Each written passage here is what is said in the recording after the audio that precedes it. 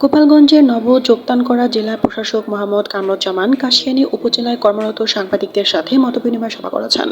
আমাদের কাশিয়ানী প্রতিনিধি শেখ মোহাম্মদ পারভেজ জানায়, আজ বৃহস্পতিবার দুপুরে কাশিয়ানী উপজেলা পরিষদ সভাকক্ষে এই মতবিনিময় সভার আয়োজন করে।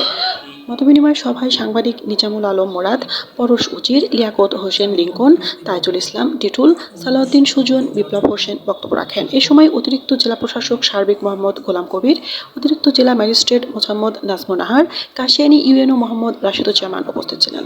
কাশিয়ানী উপজেলা নির্বাহী অফিসার মোহাম্মদ রাশিদুজ্জামানের সভাপতিত্বে প্রধান অতিথি জেলা প্রশাসক মোহাম্মদ কামরুজ্জামান উপজেলা এলাকায় কর্মরত সকল সংবাদকর্মীদের সঠিক তথ্য প্রকাশ করতে অনুরোধ জানান।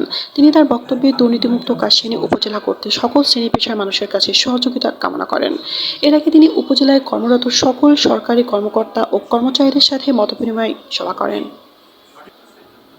এনে রফতানি, গোপালগঞ্জ। অনেক বেশি দূর এগিয়ে নিতে পারে, সেই বিষয়ে আপনাদের সহযোগিতা চাই। আমরা আপনি কোনো একটা দায়িত্বে আছেন যেখানে আপনার কাছে অনেকে আসে, যাদেরকে আপনি বোঝাতে পারেন, বলতে পারেন, এখানে ড্রপ আউট রেট অনেক বেশি, সেই প্রশিক্ষণটা স্যার টুঙ্গিপাড়াতে প্রশিক্ষণ পাওয়া যেতে পারে, স্যার প্রশিক্ষণ একটু পাওয়া যায় না টুঙ্গিপাড়াতে। এবং ইংলিশ পত্রিকা ফিনান্সিয়াল পোস্টের কাশিয়ানী উপজেলা প্রতিনিধি, সভাপতি বাংলাদেশ প্রেস ক্লাব।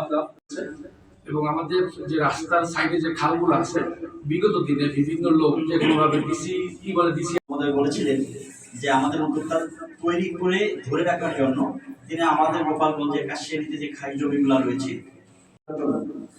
আমরা যেন সেই সুযোগ পাই। বিগত সময়ের মতো বা তার আগে যখন সংবাদপত্রে সাংবাদিকদের তুলে ধরতে পারেনি, সেটা যেন না হয়, স্যারের কাছে আমাদের এই অনুরোধ। অবৈধ ড্রেজার মেশিন দিয়ে বালি উত্তোলন করা হয়। আমাদের এই অনুষ্ঠান যথেষ্ট কাশিয়ানী উপজেলা প্রেস ক্লাবের সাংগঠনিক সম্পাদক, দৈনিক দেশের কণ্ঠে কাজ করছি। আপনাদের পরিচয় আমি পেয়েছি। আজকে মূলত আমরা চাই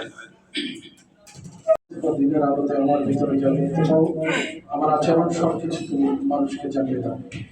এই যে স্বচ্ছতা, এই সবাই সঠিক তথ্যটা জানতে সক্ষম। আমাদের উপজেলা নির্বাহী কর্মকর্তা মহোদয় তার নেতৃত্বে আমরা অনেক তথ্য পেয়ে থাকি। এটি